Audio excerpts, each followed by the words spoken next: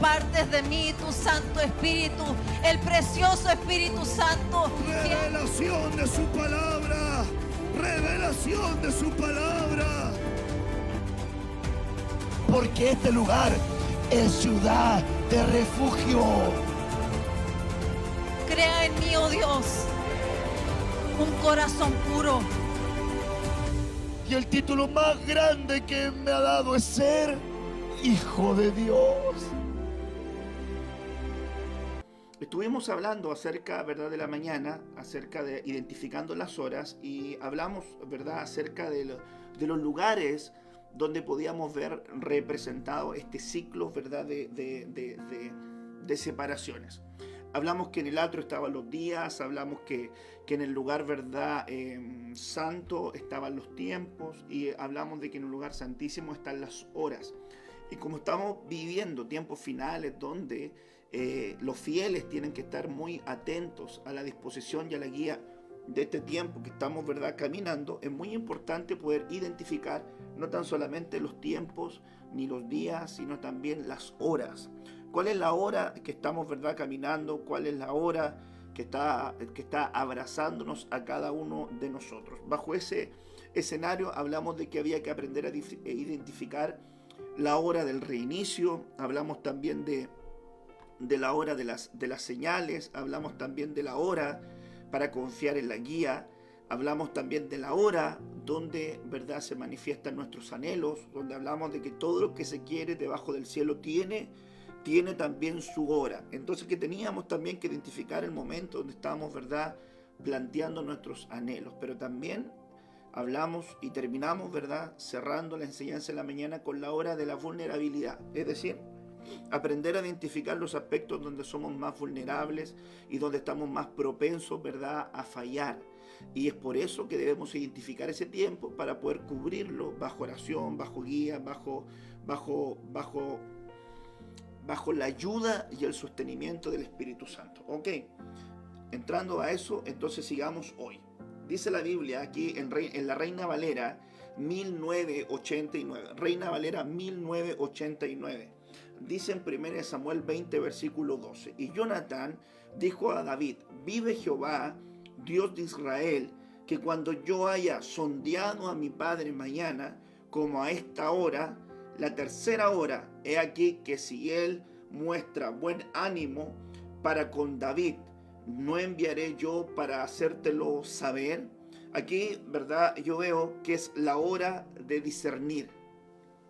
Y esto estuvimos hablándolo, ¿verdad?, el día domingo y solamente el día miércoles anterior, cuando hablamos acerca de la mutilación de la nariz con relación al discernimiento. Creo que en el tiempo, ¿verdad?, final que estamos viviendo, la faceta del discernimiento va a ser determinante. No es solamente discernir un aspecto, sino que terminamos con una palabra del profeta, ¿verdad?, Ezequiel, que nos hablaba de que el pueblo tenía que aprender a discernir entre lo bueno y lo malo, entre lo santo y lo profano.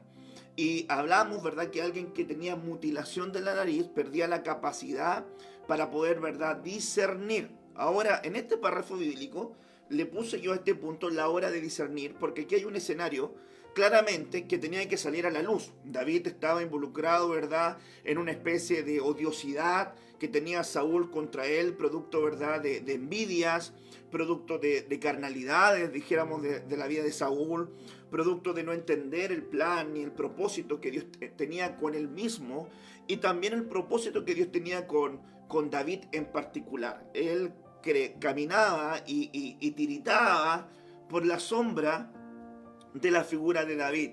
Creo que eso es parte de la falta de identidad que tenía Saúl, de la falta de confianza en el llamado que él mismo podía tener y que Dios mismo le había entregado, ¿verdad?, producto, ¿verdad?, de esta convocatoria acerca de la tribu de Benjamín, de donde provenía Saúl, en un contexto donde el pueblo estaba pidiendo rey. Saúl no era el culpable, ¿verdad?, de esta condición, pero le cayó, ¿verdad?, el manto real sobre su vida y tuvo una oportunidad, pero no la supo aprovechar de la mejor manera ni la supo aprovechar correctamente.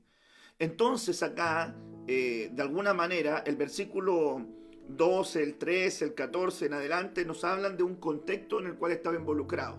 David quería poder, ¿verdad?, conocer bien las intenciones que tenía Saúl en función de él. De alguna manera, Saúl venía con engaños, venía con mentiras, pero en el fondo él quería hacerle daño a David. Aquí entonces él se encuentra con Jonathan, hijo del rey, ¿verdad?, Saúl, y aquí hay cosas bien claras. Jonathan, ¿verdad?, le dice, y Jonathan dijo a David: vive Jehová, Dios de Israel, que cuando yo haya sondeado a mi padre. Esa palabra sondear es una palabra bien interesante. La Biblia dice que Dios sondea los espíritus. Yo recuerdo que cuando estuvimos en facetas de construcción en el templo, las cadenas, que los pilares, ¿verdad?, se le llaman cadenas que tenían fierros, estructuras, le tiraban cemento, ¿verdad?, esas cadenas que estaban bien sostenidas y bien altas, ¿verdad? Y en esas cadenas luego le metían como un fierro largo y era, ¿verdad?, electrónico, lo movían, y eso le llamaban una sonda, que venía, ¿verdad?, adentrándose de que no hubieran vacíos, sino que todo se esparciera correctamente. Cuando yo veo la palabra sondear, como que veo que Dios se mete o profundiza dentro de la vida de un hombre, de una mujer, para poder evaluar todos los aspectos que están en el interior, ver que los espacios que están vacíos y poder de alguna manera a través del sondeo darse cuenta de identificar esos lugares. Ahora, si ponemos, ¿verdad?, esta plataforma en función de lo que estaba viviendo David con Saúl, nos damos cuenta que lo que realmente había que discernir aquí eran las motivaciones. El verso 13, es verdad, el verso 12 es lo que estamos leyendo acá, y dice la Biblia el verso 13: pero si mi padre intentare hacerte mal, Jehová haga así a Jonathan y aún le añada: si no te hicieres saber, y te enviaré para que te vayas en paz, y esté Jehová contigo como estuvo también con mi padre, ¿verdad? Y si yo viviere, harás conmigo misericordia de Jehová para que no muera, y no apartarás tu misericordia de mi casa para siempre, cuando Jehová haya cortado uno por uno a los enemigos de David en la tierra. No dejes que el nombre de Jonathan sea quitado de la casa de David.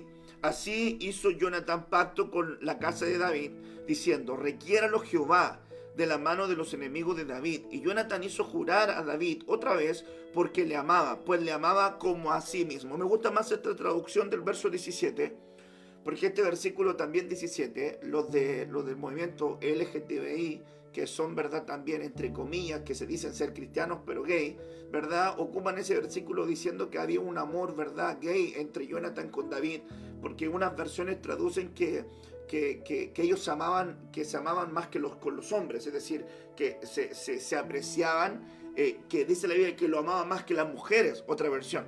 Entonces, realmente una interpretación correcta era decir que se amaban, ¿verdad?, como a sí mismos. Y eso me parece, ¿verdad?, correcto en el marco de una amistad sincera, de una amistad concreta. A veces, hermanos amados, las amistades se evalúan con acciones concretas. A veces hay personas que por malos comentarios dañan amistades o terminan dañando las amistades de otros. ¿Por qué? Porque o no saben hablar o no saben comunicarse. Otro también escenario puntual es que ellos estaban conversando de algo que también involucraba a alguien de su familia. Jonathan estaba hablando de su padre, David estaba hablando acerca de su cobertura, pero que era padre de Jonathan. Y realmente es interesante visualizar acá que Jonathan entiende aquí que había una injusticia, había algo que no andaba bien. Y aunque tenía, ¿verdad?, sentimientos encontrados porque tenía el afecto hacia Saúl, que era su padre, él también actuó en justicia. Él, ¿verdad?, actuó en justicia. Y eso también nos entrega una enseñanza, que también hay que identificar la hora para poder discernir las motivaciones que están involucradas en las acciones también de las personas. ¿Por qué? Porque hay gente que tiene, ¿verdad?, malas motivaciones o motivaciones extrañas involucradas en comentarios, en el actuar, que terminan dañando. Aquí yo veo que ellos respetaron un pacto. Creo que la amistad tiene que ser también fundada en pactos de lealtad, en pactos también de confianza. Y cuando esa confianza se rompe dentro del estudio, ¿verdad?, de lo que tiene que ver con las confianzas se tienen que volver a construir. A veces la gente tiene muy poca tolerancia, ¿verdad?, ante el error de un amigo o de una amiga. Y eso también habla de facetas en el corazón que no están bien. Cuando a uno, ¿verdad?, le importa su amistad y uno falló, uno se da cuenta que cometió un error, una acción, un daño, un perjurio, una palabra inadecuada, pero entiende que esa amistad tiene un valor y entiende que esa amistad vale algo. Realmente el que comete el error o el que infringió, ¿verdad?, esa falta, se va a dar el tiempo para poder buscar. Pero si realmente, en vez de acercarse, empieza, ¿verdad?, a tener otro tipo de acciones, entonces la verdad que el discernimiento de las motivaciones queda muy evidente. No había ningún tipo de interés, no había ningún tipo de amistad correcta, coherente o sincera. Y eso lo vemos nosotros en la familia, porque de biológica y en la familia espiritual, los contactos laborales, en distintos grados usted puede ver esa amistad. En la casa del Señor se forman muchas buenas amistades. Y también uno tiene que aprender a discernir el tipo de conexiones o el tipo también de relaciones. En las relaciones se tienen que discernir. Hay gente que se puede acercar a ti por interés, hay gente que se puede acercar a ti por conveniencia, hasta que cumpla, ¿verdad?, su cometido conveniente. Hasta ahí dejaste de importarle. Entonces la motivación no era la correcta. Lamentablemente, cuando el apóstol Pablo le dice, ¿verdad?, a Timoteo, cuídate de correr legítimamente, el consejo apostólico como un padre apostólico para él era: va a haber gente que no va a correr legítimamente, va a haber gente que va a querer llegar a la meta por otros medios, por otros métodos, de otras formas, pero tú, Timoteo, corre legítimamente, haz la carrera de una forma justa, de una forma coherente, llega a cumplir, ¿verdad?, los objetivos que están por delante, pero de una manera sana. Necesitamos entonces agudeza para poder discernir las motivaciones en las relaciones interpersonales en el tiempo final. Entonces aquí realmente lo que estaba involucrando acá, había un discernimiento. Jonathan le dice: cuando yo haya sondeado a mi padre, es decir, cuando yo discierna bien cuáles son las intenciones que mi padre tiene con relación a David, yo te lo voy a comentar. También hablamos de lealtad. Jonathan había formado una amistad fuerte con David, y aunque habían sentimientos, ¿verdad?, emocionales que involucraban a su padre biológico o involucraban también a su dinastía, por decirlo así de alguna manera, él aprendió también a honrar y a reconocer lo que Dios le había dado a David. Era su unción, era el manto, estaba ya ungido, cargaba algo de Dios. Entonces para Jonathan eso era más de mucho valor y de mucho aprecio. Jonathan era un hombre que sí sabía que Dios iba a levantar a David. Y la verdad es que no debió haber muerto, pero murió por su sentimentalismo. Mire, hay gente en este momento que está aferrado a ciertas estructuras religiosas por sentimientos. No es que yo nací acá, no es que la tradición, no es que el papá de mi papá, pero realmente se están muriendo espiritualmente. Entonces el sentimentalismo los va a matar. Hay que tomar, ¿verdad?, decisiones en este tiempo, ¿verdad? Se lo digo con toda solvencia. Hay un montón de gente linda que está dando vueltas en distintas iglesias, pero donde no hay agua, donde no hay doctrina, donde no hay solidez, no hay estructura, no hay cobertura. No digo que son unas doctrinas, ¿verdad?, falsas, pero son doctrinas incompletas. Y ya le referí yo en la mañana lo importante que era tener a la iglesia novia las señales, el perfil de la novia que se va a casar con el Señor. Entonces podamos entrar en un proceso de discernimiento, de discernir las relaciones en el tiempo final. Discierne la gente que se acerca al lado tuyo, discierne todo lo que tiene que ver con lo profético, la lengua, los sueños, los espíritus, todo lo que usted quiera con relación a esto. Pero en este punto quiero que tú entiendas que viene faceta donde en el tiempo se tienen que agudizar los sentidos para poder discernir las personas que van llegando a tu jornada, las personas que van llegando a tu camino, en tu trabajo, en tus estudios, en el instituto, en las relaciones emocionales, que puedas también discernir. Por ejemplo, mire, yo tengo hijas pequeñas en este momento. Mi hija mayor tiene 10 años. Ella va a crecer si el Señor demora un poquitito, está a las puertas de ser una adolescente. ¿verdad? Hay padres que tienen hijos que son adolescentes, pero mire el pensamiento que yo tengo que también cuidar cuando ella entra en la adolescencia, cuando Rebeca, Raquel, Renata, bueno, mis hijos entran en el proceso de adolescencia, ¿verdad? Van a ir conociendo jóvenes, van a ir conociendo gente a su par, y la pregunta sería, aprender a discernir. No se le vaya a acercar a algún joven solamente porque es mi hija, es porque es la hija del pastor. Entonces él va a pensar que por ser mi hija puede correr ilegítimamente para alcanzar algo, pero es completamente inapropiado. A todo padre le interesa que si va a ver a alguien con su hijo o con su hija, lo ame o la ame con las intenciones correctas, no por intereses más carnales, humanos, inadecuados. Qué importante es cuando tú estableces relación, ¿verdad? Por ejemplo, con un hombre de Dios. No, voy a llamar al hombre de Dios. En algún momento de mi crecimiento también cristiano me encontré con jovencitos que eran predicadores, que querían hacer viajes, que querían, ¿verdad? Y era todo tan carnal, tan humano, que sinceramente a mí me desagradaba un poco porque era prácticamente, tengo un contacto. No, es que me voy a hacer aquí amigo de fulano de tal porque él me puede abrir tantas puertas y me voy a hacer amigo de acá con este, pero no era algo sincero, había una motivación, ¿verdad? Que estaba involucrada con un interés propio. Es diferente cuando Dios te lleva al lugar, es diferente cuando Dios presenta gente en tu camino, como en el caso de acá de Jonathan David. Si hay jovencitos que me están escuchando en este momento, señoritas, jovencitos, hermanos, amados, ¿verdad? Que están viendo esta transmisión, disciernen las amistades que puedan llegar a tu lado, y que cuando Dios ponga gente que de bien a tu vida, gente que te edifique, gente que te sume, gente que sea importante de principio, no pierdas esas amistades, porque tú no sabes si en la vida te van a llegar gente de ese estirpe para poder hablar, para poder enseñarte, para poder sumarte, para hacerte crecer. En la vida, creo, son muy pocas las instancias donde Dios va conectándote con gente puntual y gente correcta.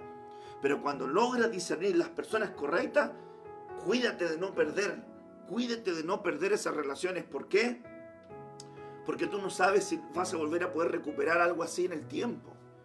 Yo creo que es muy importante poder aprender a llevar relaciones interpersonales. Y eso tiene que ver con aprender a discernir, sondear las motivaciones de las personas cuando vienen en el tiempo, cuando vienen, ¿verdad?, en el momento. Yo me acuerdo una película que a mi hermano le gustaba. A mi hermano le gustan muchas películas de gángster, ¿verdad? Le gustan esas películas de antiguas, pero como de gángster, ¿verdad? De mafia, no sé por qué le gustan, pero le gustan. Y había una película que me acuerdo que, no sé cómo se llamaba, a lo mejor si está ahí viendo me va a escribir, que era un jovencito que le había prestado como $10 a una persona. Eran amigos, bien amigos, y le prestó un día $10 a otro amigo. Y este otro amigo, después se juntaban todos los días en un lugar.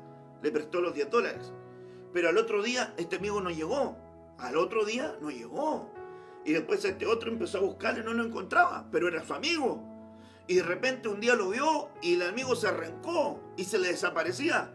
Y yo me acuerdo que había un mentor más grande que él le pregunta, ¿qué te pasa? Y le dice, no, lo que pasa es que yo le presté $10 a fulano de tal, mi amigo, y ahora no lo veo, se desapareció. Y cuando me ve, se arranca. Entonces le dice él, esa amistad te costó $10. Si $10 lo separó de ti, esa amistad no es relevante. Entonces yo digo, amistades que se rompen por situaciones, por problemas, por desavenencias, por dinero, por malos consejos, por torpeza. Realmente, hermanos amados, hay que entrar a poder discernir cuáles eran entonces las motivaciones que estaban involucradas. Yo creo que uno tiene que ser de palabra en la vida. Tiene que ser de palabra. Yo soy un hombre de palabra. Si yo le digo a usted, yo voy a estar aquí y en la Quebrada Lají, así va a ser. Las personas que me conocen de años saben que yo hablo verdad con relación a esto. Mi esposa, mi madre, mi hermano saben que a mí me gusta eso. Y si yo digo a ti, voy a estar contigo de aquí hasta la Quebrada. Y no voy a fallar. Y no voy a cambiar mi voz, porque algo que yo aprendí de muy chiquitito por mi madre es que la voz de un hombre o la voz de una mujer tiene que tener un peso y tiene que tener un valor. Si yo pierdo el valor de mi palabra, entonces yo me sentiría mal con mis principios, con lo que yo creo que uno tiene que ser de palabra concreto, hermano. Yo sé que a lo mejor para algunos puede ser superlativo ese pensamiento y dirá, no, porque las circunstancias cambian, los escenarios cambian. Bueno, cada cual tendrá su pensamiento, pero yo creo que uno tiene que ser de palabra en la vida. Entonces, aquí mi recomendación pastoral, basado en la palabra, sería: discierne las relaciones que están por delante en este tiempo. Porque puede que te lleguen relaciones que te quieren hacer daño y que te quieren matar, con mentiras y engaños. O pueden venir relaciones que te cuiden y que te aman verdaderamente y te van a librar de la muerte, te van a sumar. Relación insana, Saúl con David, lo quería matar. Relación saludable, Jonathan con David, lo quería cuidar. Discierne en el tiempo que estamos viviendo cuáles serían las relaciones correctas para ti, para que te puedan hacer crecer, ¿ok? Entonces aquí es muy importante entender eso. Sigo también esculpiendo algo que, eso lo referí el miércoles pasado con relación a esto, pero lo abordamos ahora en otro ángulo. Ahora quiero abordar, permítame seguir sembrando en su corazón palabra. Miremos esto, en la Reina Valera actualizada de 1989, Mateo 27, verso 46, como a la hora novena Jesús exclamó a gran voz diciendo, Elí, Elí, lama sabactani, que significa, Dios mío, ¿por qué me has desamparado? Yo el día viernes hablé acerca de los ángulos de la soledad. Entonces aquí también quiero poder perfilar y recordarte la hora de la soledad.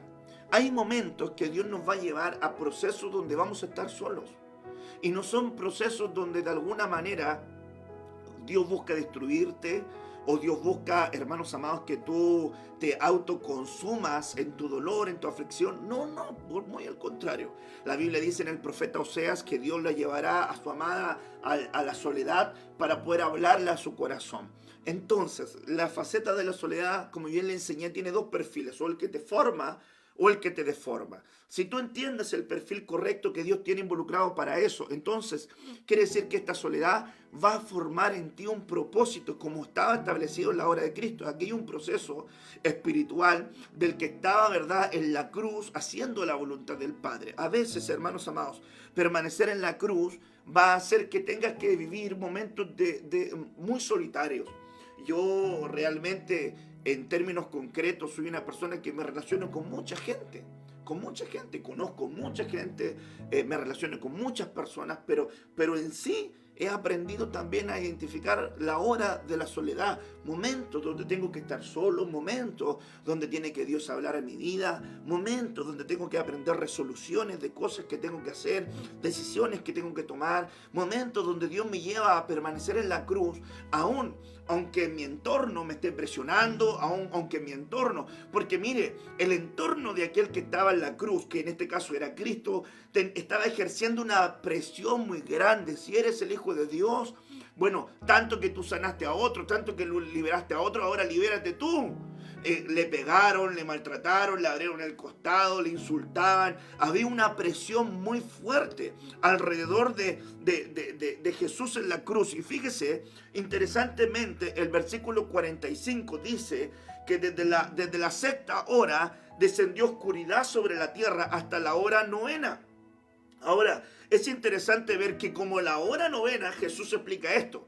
Y dice, él sintió la soledad. Pareciera ser que a veces vienen procesos también donde oscuridad comienza a rodearnos y nosotros nos vemos con claridad las cosas que pueden estar ocurriendo. A veces tú estás en la cruz tratando de agradar a Dios, tratando de hacer la voluntad, y quiero ejemplificar esto como aquel que realmente quiere agradar a Dios. Yo quiero agradar a Dios, yo sé que usted quiere agradar a Dios y usted va a subirse a la cruz voluntariamente, como lo vimos, ¿verdad?, también en la mañana. Va a subir a la cruz voluntariamente porque nadie le quita la vida si usted la pone, ¿verdad? Usted quiere venir a poner su vida para poder obedecer la voluntad de Dios. Pero en ese proceso va a haber momentos donde hacer la voluntad de Dios, hacer el camino de Cristo, puede repercutir en momentos de soledad. Puede repercutir en momentos donde te encuentres completamente solo, donde Dios va apartando a la gente. Yo recuerdo una vez, hermanos amados, en oraciones de esas que yo le hice, yo recuerdo 16, 17 años, recuerdo, estaba, ¿verdad?, estudiando, ¿verdad?, y le dije al Señor, un día le dije yo al Señor, estudiando, tenía muchos compañeros que me invitaban, ¿verdad?, a jugar a la pelota, Había muchas compañeras también con compañeros que te invitaban después del colegio, o te decían, no, es que tenemos que hacer una tarea, y tú ibas a hacer la tarea, y al final estaban tomando, bebiendo, viendo lo inadecuado, se transformaban en otras cosas. Entonces yo le decía al Señor, Señor, mi deseo es agradarte, mi deseo es poder hacer tu voluntad, y yo te pido, por favor, Señor, aparta de mi lado a la gente que no me sume. Aparte de mi lado, Señor, a gente que no me lleve, ¿verdad?, a entender, a comprender y a conectarme contigo. Y permite traer a mi vida las personas que realmente me ayuden y me edifiquen. Bueno, estando en eso, llegó un momento donde estaba yo, me recuerdo, estudiando, ¿verdad? Y el Señor de un momento a otro empezó a quitar todo el camino. Yo recuerdo en ese proceso que muchos de mis compañeros estudiaban en grupo y se sacaban buenas notas y todo lo demás, y muchas veces, por ser cristiano, cuando me empezaron a invitar, yo le decía, no puedo, no, porque tengo que ir a la iglesia, no puedo, porque no quiero hacer eso, no quiero ir por allá, no, se me empezaron a apartar, hasta que realmente quedé solo. Me acuerdo en alguna oportunidad que tenía que dar una prueba de balance, ¿verdad?, de 8 columnas, y tenía que hacer ajustes, y tenía que también involucrar, ¿verdad?, correcciones monetarias y variaciones de IPC. Bueno, una prueba que era bien larga y se estudiaba en grupo, y yo la tuve que estudiar solo. Recuerdo que había momentos que yo había partes que no entendía y no tenía a quién preguntarle. Y me recuerdo que estando en el living de mi casa, estando, ¿verdad?, estudiando yo, y tenía que dar las pruebas, ¿verdad?, en la tarde, estudiaba en la tarde, y en la mañana estaba estudiando, ¿verdad?, repasando, y le decía al Señor, en ese momento me acuerdo que me planteé y dije, Señor, esta materia no la entiendo. Y yo te pedí que tú apartaras a la gente que estaba a mi entorno, entonces ya no tengo relación con mis compañeros en este aspecto, no puedo llegar y aparecer de la noche a la mañana a pedir ayuda. Pero tu palabra dice, Señor, que de tus manos viene todo el conocimiento. Yo te pido, Señor, en esta hora puse mis manos en la cabeza y le dije al Señor, Señor, derrama de tu conocimiento sobre mi vida y ábreme el entendimiento para comprender estos ejercicios.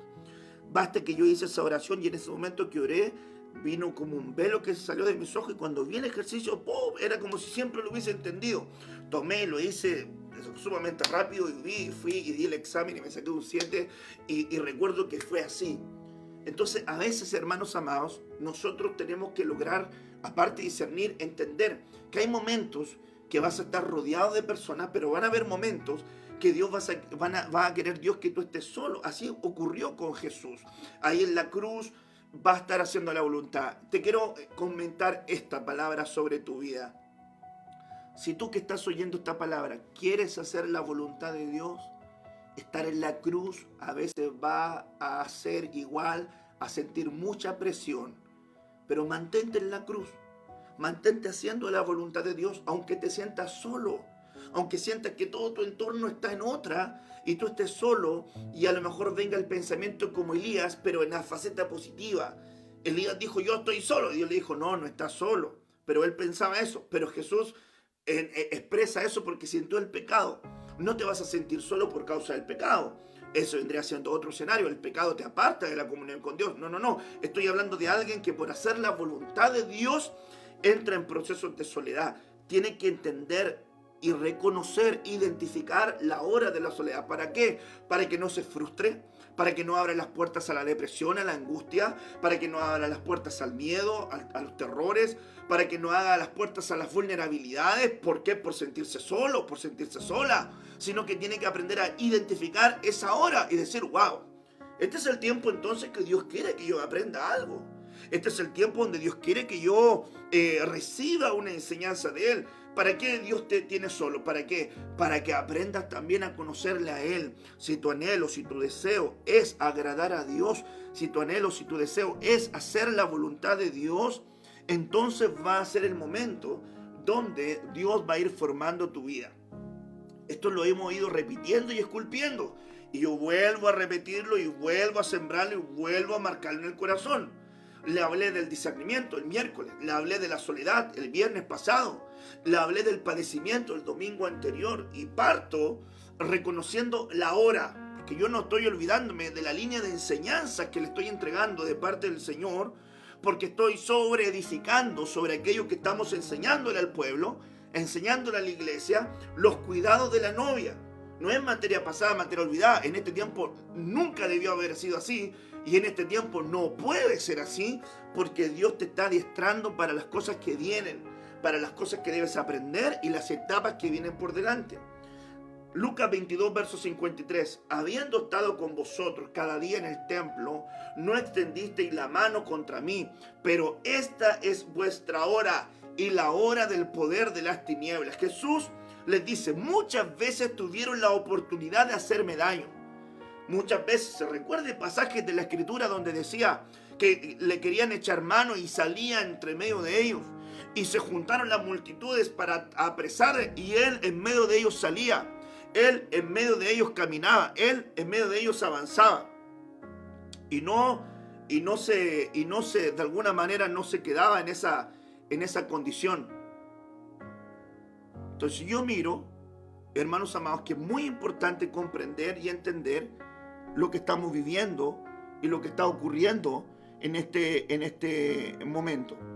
Ahora, quisiera, ¿verdad?, que tú recordaras esto que estamos hablando con relación a este tiempo, para que no perdieras, ¿verdad?, esa oportunidad de reconocer acerca del padecimiento, la hora del padecimiento. Muchas veces tuvieron la oportunidad.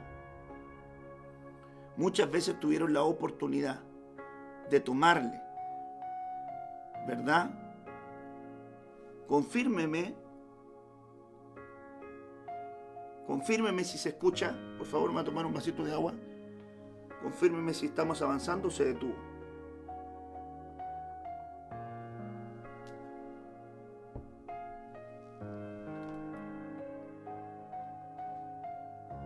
¿Estamos bien? Ok. Quiero que vea usted esa transición, pero me parece que no la está viendo. A ver, déjenme ver acá.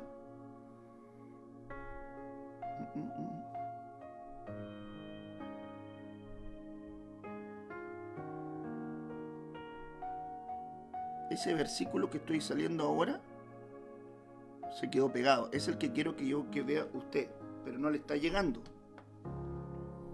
A ver, ¿por qué no le llega? Vamos a hacer acá.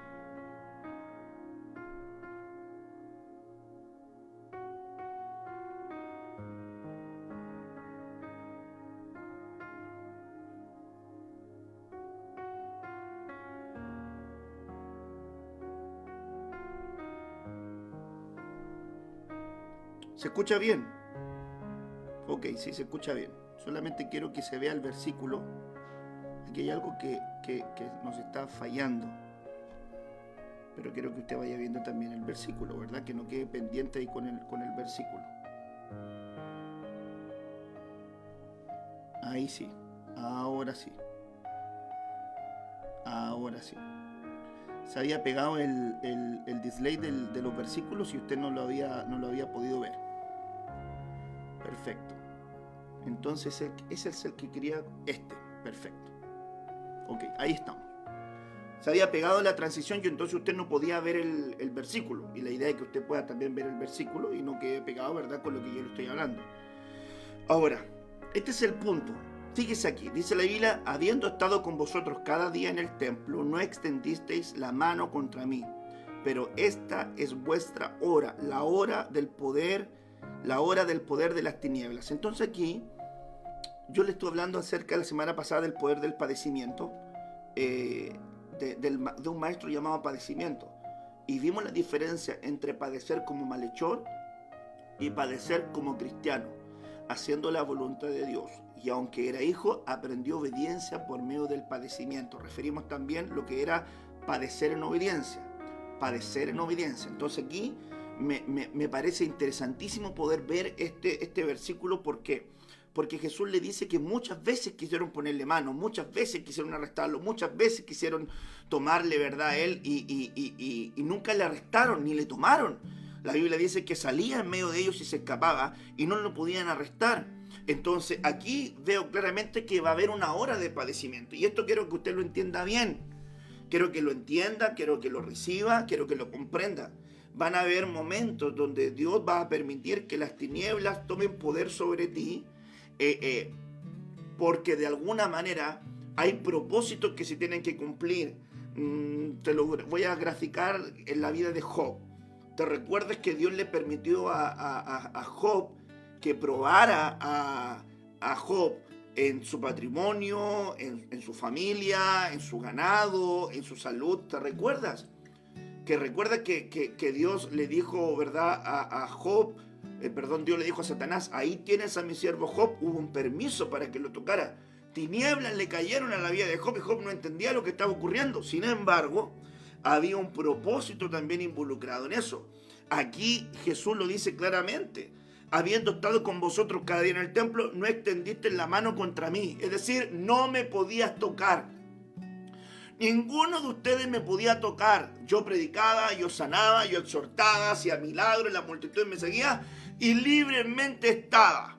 Punto. Pero esta es vuestra hora y la del poder de las tinieblas. Hay momentos donde Dios, por causa de un propósito en nosotros, va a permitir ciertas situaciones que nos ataquen. Jesús hace alusión que siempre había estado ahí. Jesús estuvo siempre ahí. No, mire, Él partió su oficio ministerial a los 30 años.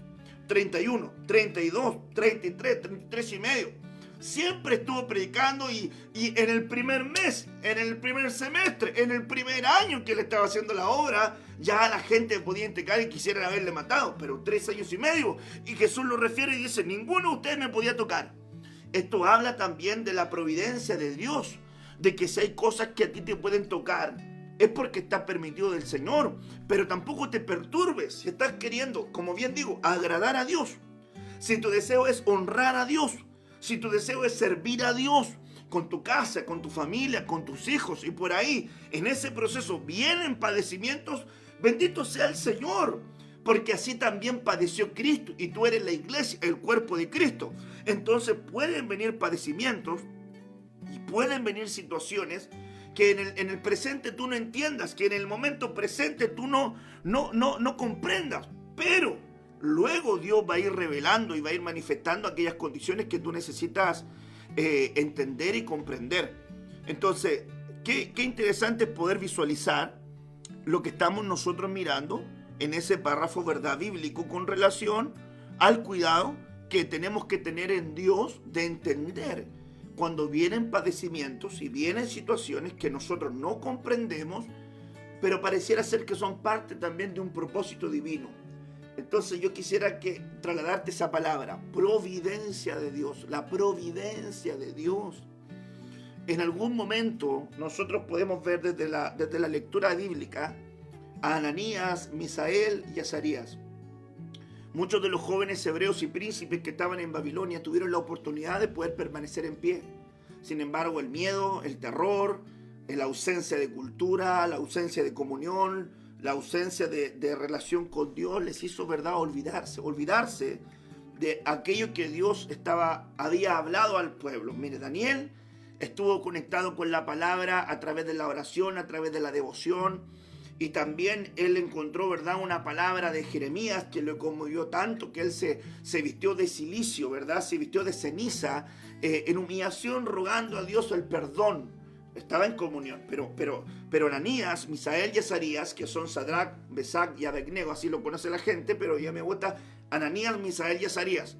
Estos 3 príncipes también, ¿verdad?, hebreos, que fueron llevados a la cautividad en Babilonia, ellos estaban ahí y de repente levantan una estatua, ¿verdad?, tan magnífica, ¿verdad?, de Nabucodonosor, y dicen, al sonar de la trompeta,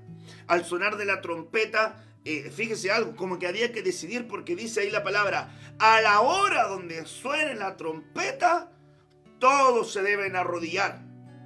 Y ojo, la tocaron y todos se arrodillaron, porque era la hora de un padecimiento.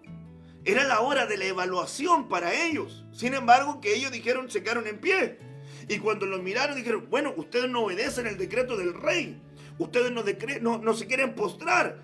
Entonces le dicen, bueno, debes saber, rey Nabucodonosor, que nosotros no nos postraremos delante de esta imagen. Y si aún Dios nos quiere salvar, gloria a Dios por eso. Pero si no nos salva, tampoco nos vamos a postrar ante esta imagen. Estaban entrando entonces en una faceta que se llama la providencia de Dios. ¿Qué es la providencia de Dios?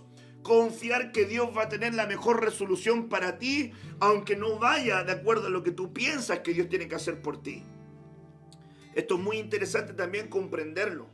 Alguien por ahí inventó la teología de la voluntad permisiva de Dios. Dios te permitió descarriarte, Dios te permitió robar, Dios me permitió adulterar, Dios me permitió engañar, Dios me permitió estafar.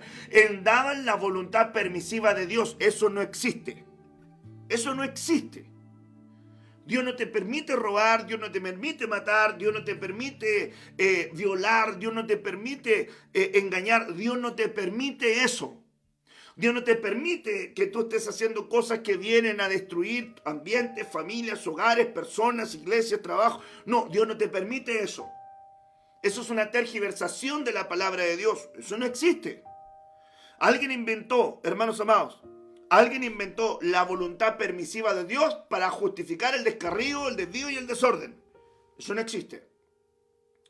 Lo que sí existe es misericordia sobre la vida de algunos que están haciendo lo malo y que luego se volvieron a Dios. Y el que se vuelva a Dios no diga, Dios me permitió andar haciendo... No te permitió. Tú andabas descarriado. Tú andabas haciendo lo malo. Tú te apartaste del Señor. Tú fuiste el responsable de eso, no Dios. Ahora cuando yo veo eso, entonces viene acá Sadrach, Mesach y Abednego y ellos dicen, bueno, no vamos a hablar más de este asunto. Si Dios nos salva, que nos salve. Y si Dios no nos salva, bueno, tampoco nos vamos a postrar. Cuanto corto los tomaron y nos metieron al horno de fuego. Pero muchos de los judíos hebreos que estaban ahí, que también eran príncipes y que también sabían que debían cuidarse, se postraron delante de la imagen. ¿Dónde estaban las convicciones? ¿Dónde estaban los principios? ¿Dónde estaban, en verdad, las leyes rectoras para ellos? No estaban, las habían abandonado. Yo pienso, hermanos amados, que en el tiempo también que estamos viviendo tienen que haber una identificación de la hora de padecimientos cuando Dios te va a evaluar como cristiano que estás haciendo la voluntad de Dios. Alguien que está en la cruz, alguien que entiende que quiere hacer la voluntad de Dios, van a venir sin duda padecimientos. Y esos padecimientos se tienen que entender. ¿Por qué? Porque son parte de la estructura del caminar del cristiano. Un evangelio que no implica prueba, que no implica padecimiento, que no implica cruz, que no implica estas cosas, es un evangelio falso. Dios nunca nos predicó ese evangelio ni nos dejó ese evangelio. El evangelio que Cristo nos dejó tiene una infinidad de componentes y entre ellos las pruebas, la adversidad, el día malo, padecimientos, porque son parte de la formación de un hijo de Dios verdadero. Entonces aquí hay momentos en que Dios, hermanos amados, por causa de un propósito en nosotros, va a permitir, hermanos amados, que las tinieblas ataquen. Jesús hacía alusión a esta realidad. Ellos los metieron al horno de fuego, Dios tuvo misericordia de ellos, los guardó, quemaron solamente las ataduras y salieron caminando y después se promulgó que no hubiera Dios más grande que el Dios de ellos. Pero ellos estaban dispuestos a ir a la muerte en el horno de fuego, a postrarse. La pregunta es, ¿hasta qué nivel estás llevando tus convicciones? ¿Hasta qué nivel estás llevando tus convicciones? A veces la gente, por agradar a otros, no es capaz de decir que es cristiano. No es capaz de defender su fe. Hay gente que se burla de ti. Hay gente que se burla de tu fe. Y a ti te menoscaba. A ti te avergüenza. Las tinieblas te callan porque se están burlando de ti. ¿Hasta qué nivel piensas llevar tus convicciones? ¿Al nivel de padecer como cristiano o no te va a alcanzar ese nivel? Porque pareciera ser que en algún momento Pedro tuvo que aprender esa lección porque su nivel de cristiano y de padecimiento estaba ascendiendo al punto que cuando lo querían identificar con Cristo, él dijo, no lo conozco. Él juramentó que no lo conocía, hermanos amados, y eso lo llevó a él a negar al Señor. Y luego cantó el gallo, el sentimiento de podredumbre que sintió, ¿verdad?, Pedro en su interior, porque no fue capaz de llevar sus convicciones. Yo miro, el apóstol Juan fue capaz de llevar unas convicciones más fuertes que Pedro. Él permaneció al lado de la cruz, aún cuando estaban crucificándolo, sin temor a la identificación como discípulo de Cristo. Pero él estuvo ahí, no se apartó. Y mire que Dios le recompensó de una manera tremenda. Aún si la historia del cristianismo dice que lo intentaron matar quemándolo con aceite hirviendo y no pudieron. Lo expulsaron a la isla de Patmos y ahí estuvo. Hermanos, Juan es uno de los que es muy probable que no haya visto muerte, que haya sido arrebatado para el Señor. Va a ser uno quizás de los testigos que vamos a ver. No digo, ¿verdad?, que sea uno de los dos testigos que van a morir ahí en la mitad de la tribulación y luego van a ser levantados, ¿verdad?, en el turno de resurrección de ellos. No, pudiese ser o no pudiese ser. Hermanos amados, sería adelantarme a decir tácitamente que es, pero de que no vio muerte, no vio muerte. Dios lo guardó, pero eso no lo libró del padecimiento, ¿verdad? El hecho de que Dios lo guardó del aceite, ¿verdad?, hirviendo, no lo libró de no ir en ese proceso de padecimiento. Es providencia de Dios. ¿Hasta qué nivel está dispuesto a llevar tus convicciones? ¿O vas a dejar tus convicciones al momento donde ya entras en procesos más duros? Entras a la prueba, entre las adversidades, entre las circunstancias difíciles, y hasta por ahí nomás llegó el tema que está involucrado. No, van a venir procesos donde van a confrontarte. Ay, hermanos amados. Bueno, hablando acerca de eso, te comparto también esto. Cuando llegó la hora, y esto tiene que ver con lo que estamos también hablando, ¿verdad? Cuando llegó la hora de ofrecerse el holocausto, se acercó el profeta Elías y dijo: Jehová, Dios de Abraham, de Isaac y de Israel, sea hoy manifiesto que tú eres mi Dios en Israel y que yo soy tu siervo y que por mandato tuyo he hecho todas estas cosas. Mire, hablando acerca de convicciones, aquí hay una manifestación de confianza y de seguridad extraordinaria en la vida de Elías, en el poder y en la voluntad de Dios. Elías entregándose a un proceso de confrontación espiritual no menor. De repente yo veo que hay cristianos que le tienen más miedo a la hechicería, a la brujería, a la adivinación, a los espiritistas, a algún demonio, espíritu inmundo, y le tienen menos temor al Señor. Mire, alguna vez escuché a mi apóstol que él dijo que hay cristianos que llegan a la estatura menor que un espíritu inmundo. ¿Por qué? Porque ni siquiera doblan rodillas. Cuando Jesús llegó a la orilla de Gadara, el endemoniado gadareno corrió y dice la Biblia que se postró. Aún los demonios reconocen, el espíritu inmundo reconoce quién es Cristo, pero pareciera ser que a veces cristianos ni a espíritu inmundo llegan. ¿Por qué? Porque no son capaces de humillarse delante del Señor. Aquí llega la hora de la confrontación. Van a haber momentos donde vas a tener que confrontarte en tus convicciones, en tu palabra, en lo que ha venido a ser derramado sobre tu vida, en contraposición con aquellos que son detractores de la fe, burladores del evangelio, gente que va a querer, ¿verdad?, demostrar que supuestamente el Dios de ellos es más grande que tu Dios. Aquí Elías se enfrascó en una pelea de jerarquías espirituales importantísimas. Había, ¿verdad?, estaba la figura de Baal, estaba la figura de Aserá, 450 profetas de Baal, 400 profetas de Aserá, 850 estaban involucrados en medio de este gran evento. Ellos se laceraban, se herían su cuerpo, gritaban. La confianza, ¿verdad?, en Elías era impresionante, a tal punto que hasta él se burlaba de ellos. Le decía: bueno, háblele más fuerte, a lo mejor su Dios se durmió. Bueno, grítenle más fuerte. Y dice la Biblia que gritaban frenéticamente, desenfrenadamente. Pero ya usted sabe la historia y no vino ningún tipo de respuesta, porque el Dios de ellos no era Dios como el Dios suyo y el Dios mío. Pero aquí lo que me llama la atención y le quiero transmitir, que él identificó la hora donde debía establecer esta confrontación, demostrando que el Dios de ellos era más grande que el Dios que estaba sobre estos hombres que estaban endemoniados, ¿verdad?, y que estaban arrastrados por una doctrina diabólica. Ellos comían sentados a la mesa de Jezabel. Entonces llega el momento donde uno se tiene que poner en esta encrucijada y decir: bueno, soy capaz de defender, como lo vimos anteriormente, nuestras convicciones en estos procesos de confrontación que van a llegar en el tiempo final. Ay, hermanos amados, yo les voy a decir algo. A mí me llama la atención cómo gente no puede decir, hermanos, que son cristianos cuando el mundo entero está diciendo que es homosexual, que es lesbiana, que es transgénero, que es, hermano amado, abortista, que es pro aborto, que cree, ¿verdad?, la relación, ¿verdad?, de adultos con infantes, ¿verdad?, pedofilia, y con tal libertad de lengua lo dicen. Y a veces el cristiano: ¿y tú en qué crees? No es capaz de decir que es cristiano, que cree en Jesús. ¿Por qué?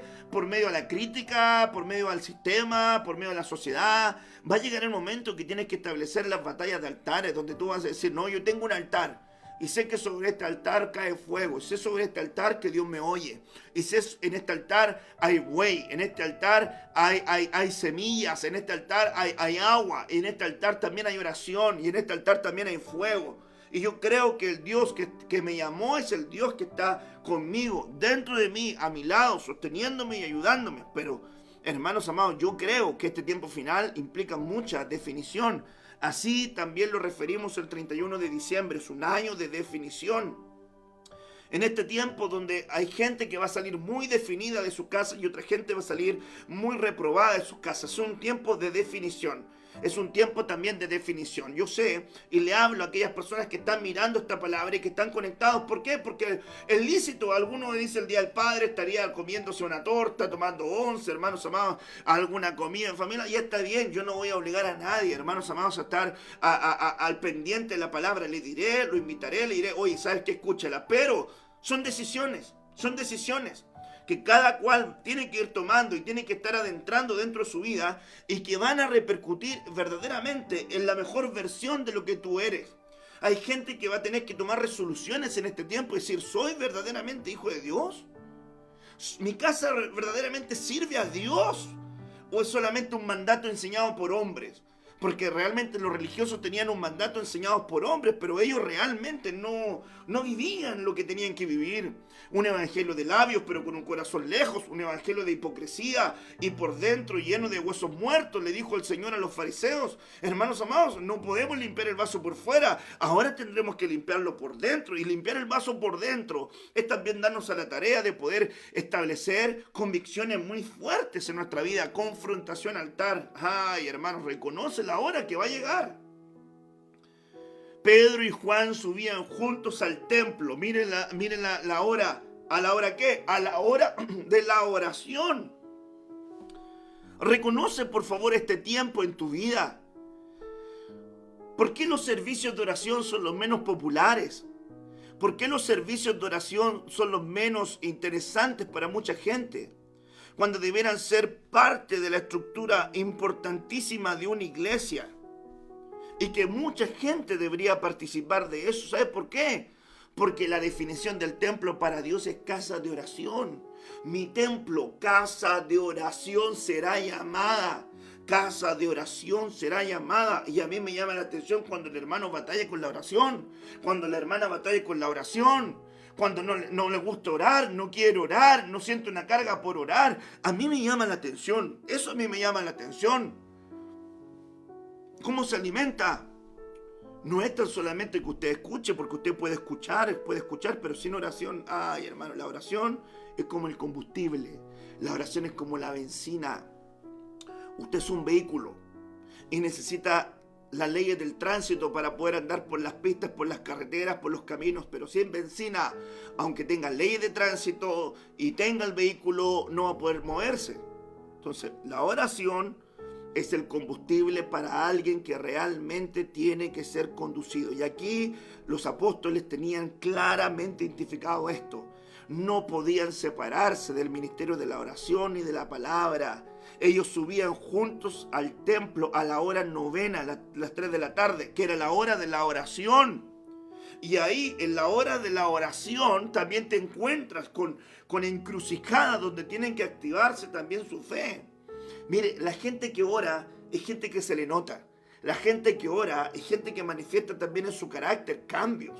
La gente que ora se le ve en su mirada, se le ve en su lenguaje, se le ven en sus convicciones. La gente que ora ve el respaldo de Dios, hermanos, conforme a su voluntad. Pero también la gente que ora correctamente va a entender que ni el ayuno ni la oración son facetas de manipulación para que Dios realice aquello que tú quieres que realice. Si la Biblia dice que si pedimos algo conforme a su voluntad, Él nos oye. Y si Él nos oye, entonces nuestras peticiones serán contestadas. Pero ¿cuál es la oración que Dios oye? La oración que va de acuerdo a su voluntad. Jesús dice la Biblia en el libro de Hebreos que Jesús, aunque oró, rogó, clamó y derramó lágrimas a aquel que tenía el poder para librarlo de la muerte, y Dios le escuchó por su temor reverente, pero aún así fue a la cruz. Ay, hermanos amados, es que hay que tener revelación para entender todo esto, porque la gente pareciera ser que hay un Dios injusto cuando no contesta su oración, y no es así. Hermanos amados, a veces dice Dios respóndeme, y a veces Dios te responde con un rotundo no, pero a ti no te convence o no lo quieres aceptar. La respuesta de Dios también puede ser un no. La respuesta de Dios también puede ser un sí, un no. No necesariamente es hasta nunca. Puede que hoy sea no y puede que mañana sea sí. Sin embargo, puede ser un no rotundo. Dios no quiere eso para ti. O Dios no te quiere dar la respuesta de lo que tú estás pidiendo. No te frustres. Si al orar, al ayunar, al buscar, al gemir, hay alguna petición que Dios no te concede. Hay peticiones que muchos de nosotros llevamos por años y nos vamos a frustrar porque Dios no nos quiere conceder aquello que a lo mejor es el anhelo, es su oración, es tu deseo. No, Dios es Dios. Dios no te va a pedir permiso ni te va a pedir disculpas. Pero hay gente también que va al templo y que no entiende la condición del templo. En este templo llamado de la Hermosa había un mendigo que todos los días lo iban a poner en las puertas llamadas de la Hermosa. Y ahí estaba, sabía lo de adentro del templo y sabía tanto lo de afuera. Gente también que tiene una vida con dicotomía. Gente que sabe mucho del mundo, sabe la música de moda, sabe los últimos temas de ska, últimos temas del reggae, últimos temas de la cumbia, no sé, hermano, del reggaetón, los últimos temas de la música pop, los últimos, hermano amado, bueno, hay un ritmo que no recuerdo el nombre, del trap, de música grosera, y se sabe todo el bagaje de canciones de moda. Sabe las modas, sabe los cantantes, sabe los actores, sabe todo lo de moda. No sabe la Biblia, no sabe la palabra. Sabe mucho del mundo, pero no sabe mucho tampoco del reino. Sabe lo de la iglesia, identifica algunos cánticos, ¿verdad? Va al templo, escucha la palabra, le parece coherente, ora tarde, mal y nunca, la oración del ciclista, no hay tiempo de devoción, no hay tiempo de profundidad en la oración. Es gente también un poquitito más liviana, a veces va, a veces no va, tiene un temperamento que no lo afirma. Eso es gente que no es constante, está en un tiempo en un lugar, se va a otro lugar. ¿Por qué? Porque no quiere aprender, no quiere obedecer, no quiere sujetarse, no quiere trabajar en su alma. Y para poder trabajar en el alma y trabajar en el espíritu, para no ser niño, uno tiene que también querer aprender, tiene que querer oír, aprender, porque si no es un camino de inestabilidad. Madurez no habla de años. Madurez habla de gente que asimila la palabra en su vida para vivirla y aplicarla. Entonces yo creo que hay que aprender a identificar la hora de la oración. Este tiempo, identifícalo como la hora de la oración. Es tiempo para orar.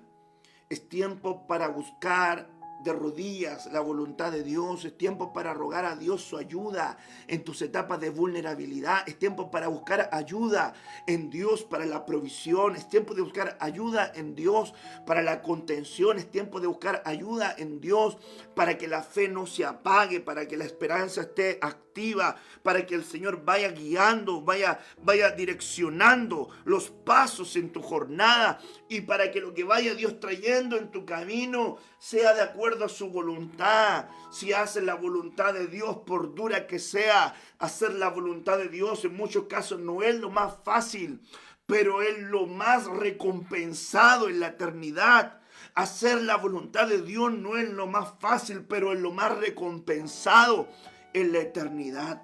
Y yo creo, hermanos amados, que estamos viviendo tiempos que son determinantes para lo que Dios está construyendo y todo lo que está haciendo. La oración, la hora de la oración. Identifica la hora de la oración.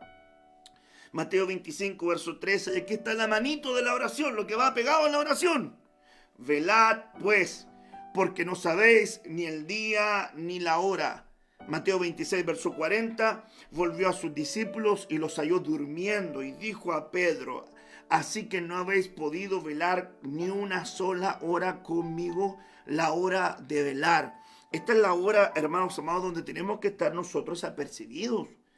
Velar nos habla acerca de vigilias, velar nos habla de estar apercibidos, velar nos habla de ser atalayas, velar nos habla de ser centinelas, de observar aquello que está ocurriendo, estar mirando las señales en Israel, las señales en la política mundial, las señales en el campo de la salud, las señales en el campo eclesiástico, las señales en el campo económico, las señales del cosmos, las señales de la tierra, las señales en la familia. Todos estos escenarios deben ser ser observados, deben ser mirados por los centinelas para poder decir, wow, este es el camino por donde Dios nos está llevando, este es el camino por donde Dios nos está conduciendo, y esto tiene que ver con lo que dijo el profeta tanto, y esto tiene que ver con lo que dijo el profeta tanto, esto tiene que ver con lo que dijo Cristo. Hermanos amados, es el tiempo de velar, y el Señor le confrontó a sus discípulos, no podéis velar conmigo ni una hora. Jesús no dejaba por esto de hacer lo que tenía que hacer. Dice la Biblia que Él se apartaba en soledad a orar. Y aún aunque estaban en procesos, ¿verdad?, críticos, de presión muy fuerte, no dejaba de hacer lo que tenía que hacer. Velad pues, porque no sabéis ni el día ni la hora, ¿verdad?, en que vuestro Señor vendrá. Ni usted ni yo sabemos. Nosotros podemos ver las señales. Yo creo de manera muy particular que aquel que esté, ¿verdad?, orando, aquel que esté gimiendo, aquel que esté rogando, aquel que esté, ¿verdad?, al pendiente de la comunión con Dios en su interior. Hermano amado que estás escuchando esta palabra, en tu interior vas a percibir cuando los pasos del Señor se acerquen en las nubes. Oh, yo lo creo con todo mi corazón. Si quieres seguir en carnalidades, sigue en tus carnalidades. Si quieres seguir en tu inmadurez, sigue en tu inmadurez. Si quieres andar de iglesia en iglesia por tu inmadurez, porque no quieres aprender, es tu tema. Si llegaste a esta casa, Dios te trajo a esta casa en soberanía, Dios te trajo en su voluntad, Dios te trajo porque tu oído lo marcó con esta casa, y sigues escuchando y te alimentas, es tu casa, hijo. Plántate y crece. Plántate y crece porque estás en la última recta final. Es el tiempo entonces de plantarse, de echar raíces, dice, y de crecer y aprender a ser hijo. Aprende a ser hijo de la casa. Aprende a ser una hija de la casa. Por favor, apréndelo. Eso te va a conectar con Dios y te va a conectar con su propósito. Hermanos amados, es tiempo de aprendizaje. Hay gente, hermanos amados, que no aprende por falta de oración. Mire, hay gente que ora mucho y quiere velar mucho, pero no cambia su carácter, no cambia su posición. Hay gente que se le mete algo en la cabeza y luego su carácter les domina. Actúan de acuerdo a lo que sienten y lo que creen, y si algo les molesta o según su análisis racional fue así, ahí mueren en la ley y no se dan cuenta. Y pueden ser apóstoles, profetas, pastores, ministros, pueden ser la última oveja, pueden ser años de cristianos, pero cuando tu temperamento te domina y hay cosas que a ti no te agradaron y tú actúas porque algo no te agradó y manifiestas tu desagrado con tus acciones, entonces tú no estás creciendo, tú no estás aprendiendo, tú no estás madurando, tú no estás orando para hacer la voluntad del Padre. Tú estás orando para pedir lo que tú necesitas, pero no estás orando para hacer la voluntad del Padre. Orar para hacer la voluntad del Padre no es lo más fácil, es lo más difícil, pero lo que implica la mayor recompensa en la eternidad. Hermano, velad y orad, velad y orad, velad y orad, velad porque no sabéis ni el día ni la hora. Pero los discípulos dormían. Una preocupación que tengo yo en este tiempo también como pastor es ver cuánta gente, hermanos amados, está durmiendo.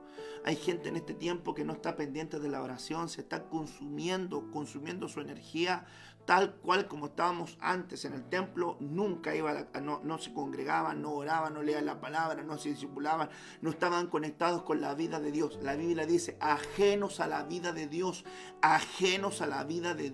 hermanos amados, y mi preocupación es ver gente que está ajena a la vida de Dios, que no tiene una conciencia de Dios, ni ellos ni sus familias tienen una conciencia de Dios, ni sus hijos tienen una conciencia de Dios. Yo no sé, los hijitos tienen una conciencia más de mundo que de Dios, y los padres le aplauden, y los padres aplauden las superficialidades, y aplauden lo inadecuado, y aplauden y se ríen del lenguaje soez. Y yo digo, ¿qué estamos formando? ¿Cuál es el sentido de esa educación? ¿Estamos formando el reino de Dios en la vida de nuestros hijos, o estamos solamente llevándolos al templo para que cumplan con una actividad litúrgica de costumbre? No, amados. Estamos formando gente trascendente, estamos formando gente relevante, estamos formando gente que tiene que aprender a entregar. Y eso, hermanos amados, es parte de las llaves que tenemos que aprender. Hora de la oración, hora de velar, hora de estar apercibido, hora de estar viendo las cosas. Yo miro, hermanos amados, con mucha expectativa.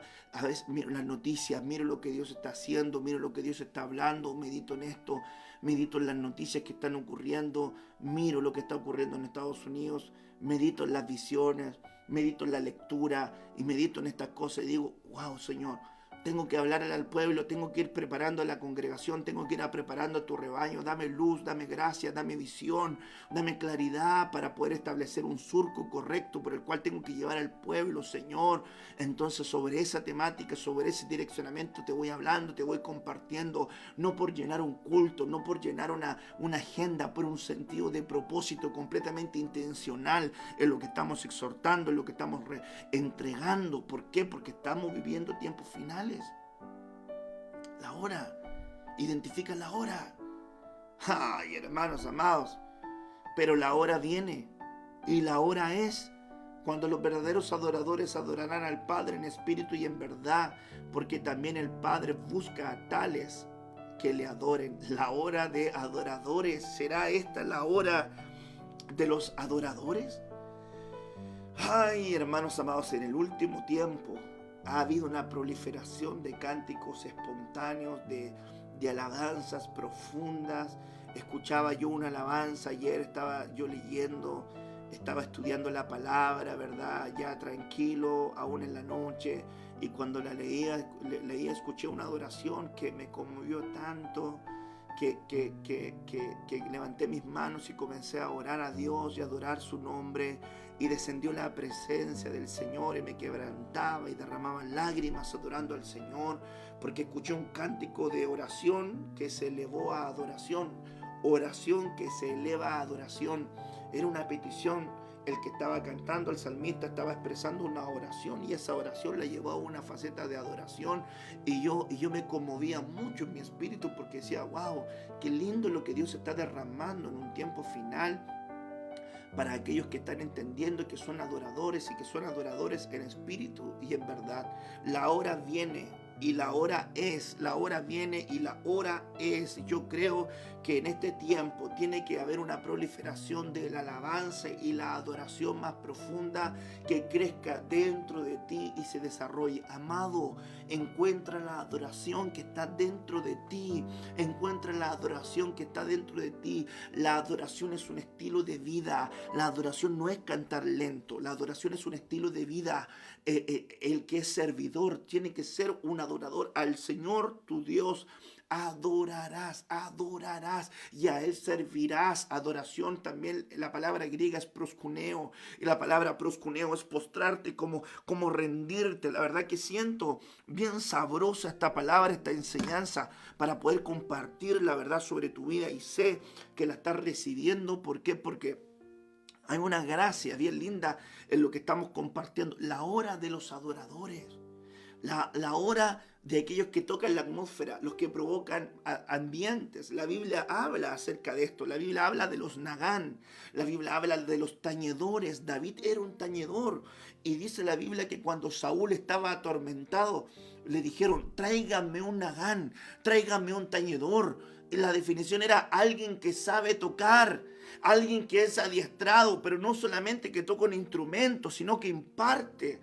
Hermano, yo le entregué esto, le estaba enseñando de esto en los discipulados del coro y de la alabanza. Le digo, hermanos, no es solamente tocar un instrumento, es tener un adiestramiento, tanto físico como espiritual, en lo que estamos expresando. Entonces, cuando el nagán, venía y tocaba las cuerdas, entonces no solamente había un adiestramiento en los dedos para tocar un instrumento, sino que había una atmósfera que cambiaba.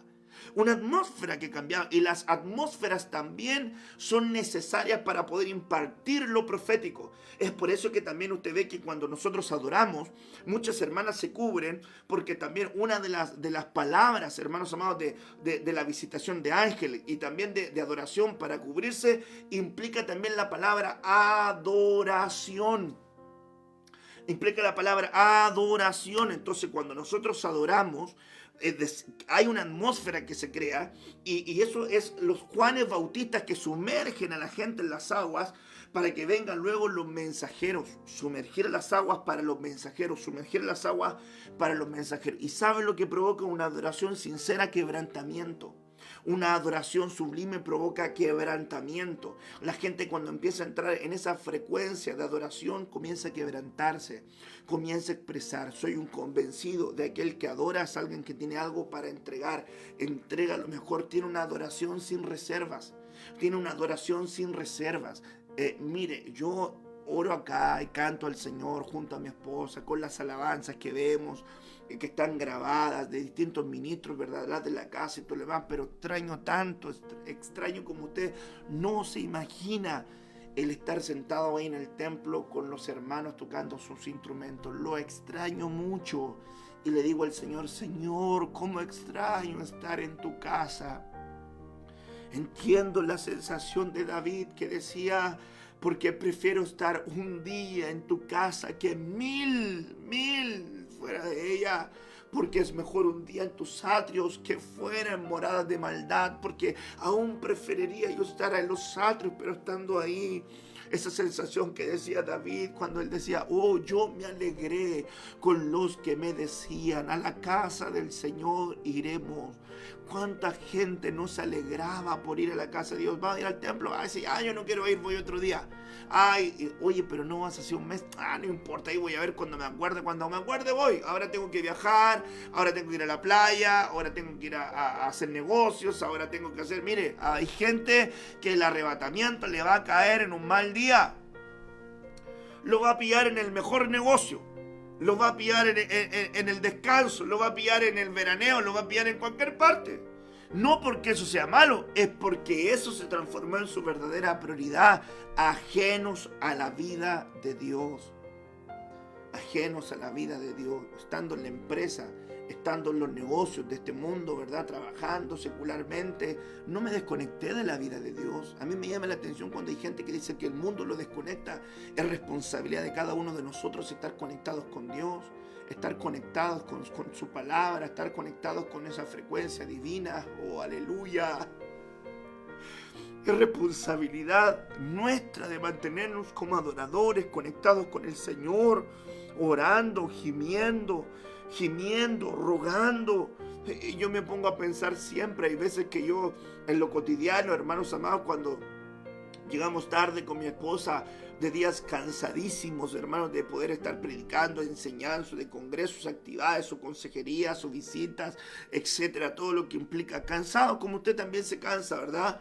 Haciendo la vida, ¿verdad?, de familia, los hijos, el trabajo, lo secular, la iglesia y todo lo que implica.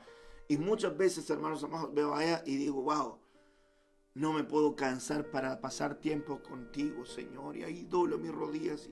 Algo que yo aprendí mucho también de mi madre. Mi madre yo la veía orar. Y la veía orar en las madrugadas, en las noches. Yo la vi y yo aprendí eso también de ella a través de la oración. De poder estar ahí de rodillas. Y aún me vengo en las noches y doblo mis rodillas al Señor. Y le digo, Señor, aquí estoy una vez más, Señor, ayúdame. Señor, revélame tu palabra, Señor, revélame tu palabra, dame gracias, Dios mío, ayúdanos a enseñarle a nuestras hijas, guarda tu pueblo, Señor, ayúdame a ser un centinela, una atalaya, porque el pastor que no está preparando a la iglesia para el arrebatamiento es un pastor que está enseñando a las iglesias que se quede aquí en la tierra. Es un evangelio inadecuado, incompleto, liviano. Es un evangelio liviano. Hay gente que busca el evangelio liviano. ¿Y sabe por qué? Porque vienen con mucho mundo. Entonces, como vienen con mucho mundo, las palabras que atienden al arrepentimiento, a las cosas que están en el corazón y que tienen que ser desarraigadas, les confronta. Pero cuando alguien quiere hacer la voluntad de Dios, entonces la palabra, aunque es confrontacional, viene a desarraigar aquellas cosas que tienen que ser desarraigadas. Porque, amado, el anhelo de Dios no es que te quedes, el anhelo de Dios es que te vayas con Él. Pero no en la segunda venida, luego del padecimiento, sino en el arrebatamiento, en el día secreto. Por eso que aquel que enseña el arrebatamiento consuela. La Biblia dice, la enseñanza de Tesalonicenses 4, dice la Biblia, cuando habla del del arrebatamiento, dice, consolaos con estas palabras. El arrebatamiento es una enseñanza que traslada consuelo. Entonces yo pienso, hermanos amados, y creo, porque así lo veo en la palabra, que debemos, ¿verdad?, entrar a la faceta de adoración. En la faceta de adoración. Esta es la faceta de adoración. De cierto os digo, viene la hora, y ahora es, cuando los muertos oirán la voz del Hijo de Dios, y los que la oyeren vivirán. La hora cuando oyen muertos. Yo sé que tiene que ver también con una faceta escatológica, cuando, ¿verdad?, van a oír los muertos físicamente la voz de Dios. Pero también la Biblia habla de que hay gente que está muerta en delitos y en pecados, están sepulcros, muertos. Yo creo que también identificar que esta es la hora cuando los muertos oyen. Este es un ángulo para poder llevarlo al evangelismo. Esta es la hora para poder compartir la palabra al perdido. Esta es la hora para poder compartir la palabra al afligido. Esta es la hora para poder compartir la palabra con aquel que está siendo, ¿verdad?, tratado. Que está, ¿verdad?, con angustia, con aflicción, con desesperanza, con miedo, con temor, con una faceta un poco cegada. Es que lo que pasa, hermanos amados, es que hay lugares donde no te están enseñando del tiempo final. Y yo digo, ¿cómo no, hermanos amados? Hambruna en el mundo, pandemias en el mundo, crisis económica, al preludio del nuevo orden mundial, a la puerta del tiempo, hermanos amados, final, y no le están enseñando del tiempo final. Le están enseñando, hermanos amados, papitas fritas, hermano amado, cornflakes. Le están enseñando palomitas de maíz, livianito. Entonces eso sirve para la satisfacción del alma, almático. Va y, ay, gracias, Señor, qué lindo es tu palabra, Señor, gracias. Me voy para la casa y sigo en la mía, livianito. No está formando su vida, no está creciendo. Entonces esta es la oportunidad para poder llevarle la palabra al perdido, porque los muertos tienen que oír, y hay, hermanos, un montón de muertos que tienen que oír la palabra de Dios, porque están muertos en sus delitos y en sus pecados. Entonces hay que hacerles oír la palabra. Los muertos van a oír. Identifica este tiempo para evangelizar, hermano, que tienes esta carga en tu corazón de evangelizar. Evangeliza al perdido, evangeliza a aquel que no conoce a Cristo, evangeliza al extraviado. Por favor, evangelízalo, llévale la palabra a aquel que la necesita, y no te quedes, hermanos amados, con lo que realmente tienes que tener en tu corazón. Amén, amén. Yo termino con este versículo, Romanos 13, verso 11. Y haced esto, conociendo el tiempo, que ya es hora de despertarnos del sueño, porque ahora la salvación está más cerca de nosotros que cuando creímos. La hora de despertar. Yo en la mañana le dije, el apóstol Juan decía, hijitos, ya es la última hora. Por eso sabemos que hay muchos anticristos en el mundo, anti-ungidos que andan dando vueltas. Hermanos amados, hay muchos. La Biblia dice que hubo una hora que viene sobre los moradores de la tierra, la hora de la tentación, y va a venir sobre el mundo entero en la etapa de tribulación y gran tribulación. Usted sabe las tres facetas de la tentación: la tentación normal o ordinaria, que viene sobre todos los hombres; la tentación cíclica, graficado, ¿verdad?, en la vida de Jesús, y le tentó y luego se apartó para volver a tentarle en otra oportunidad, la cíclica; y la tentación mundial, que va a venir sobre todos los moradores de la tierra en una faceta de tiempo final, hermanos amados. Y esas son horas que van a venir sobre la tierra. Entonces, ¿cómo no entender que si es la hora, la última hora, y por eso hay tantos anticristos, tanta gente en contra de los ungidos, tanta gente? El anticristo se opone a todo lo que es Dios y a todo lo que sea objeto de culto a Dios, objeto de Dios, a todo. Entonces hoy, ¿cómo no vamos a ver anticristos dando vueltas por el mundo? Claro, están opuestos a todo lo que es Dios y a todo lo que tiene que ver con Dios. Entonces yo pienso, hermanos amados, porque así lo veo en la palabra, y más que lo que yo piense, así está en la palabra del Señor, es la hora de despertar. Haced esto conociendo el tiempo, que es la hora de despertar del sueño, porque ahora la salvación está más cerca de nosotros que cuando creímos. Hay gente que está completamente adormecida. Mire, corra a su casa artesonada, cómprese el auto de última moda, viaje cuantas veces quiera viajar, hágase su nombre grande sobre la tierra, triunfe en su empresa, cómprese lugares que pueda comprárselo, pero la vida del hombre no consiste en eso. Eso va a llenar, hermano, momentáneamente, pero no va a satisfacer todas las cosas que tienen que ser satisfechas, porque el hombre tiene una profunda necesidad de Dios en su vida. Entonces vea la palabra del Señor que es muy importante despertar del sueño. ¿Cuál es el sueño en el que estás involucrado? ¿Sabe cuál es el sueño? De repente yo miro, hermano, despedida, vuela alto tú que moriste. Y yo digo, ¿cómo vuela alto? ¿Cómo vuela alto? Eras tan bueno y te fuiste de la tierra. Hay gente que era muy mala. Yo le conté en alguna oportunidad con un servicio fúnebre donde había una madre que estaba llorando y me invitaron porque para poder entregar unas palabras a los parientes que si eran cristianos. Yo le dije, yo no hago ni despedidas ni extremas unciones.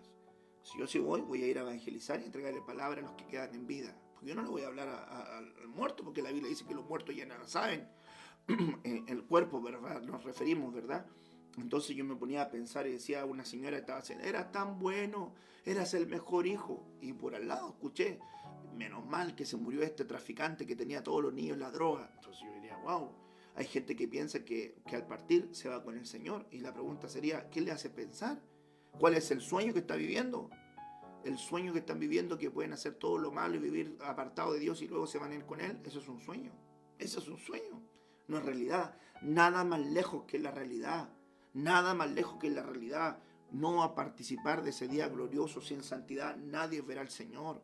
No va a participar de ese lugar, hermano, viviendo como está viviendo, en desorden. No va a participar del arrebatamiento. Dígale con lo que le quieran. Digan lo que le quieran. Si usted sabe lo que tiene que hacer y no lo hace, y desobedece, y vive así extraviado, salvo puede que sea, ¿verdad? Pero hablamos del galardón del arrebatamiento. No estamos hablando de un osito de peluche que se ganó en un carnaval. Estamos hablando del galardón del arrebatamiento. ¿Quieres participar de ese galardón? Entonces ya es tiempo que despiertes. Despierta para orar. Despierta para leer la palabra.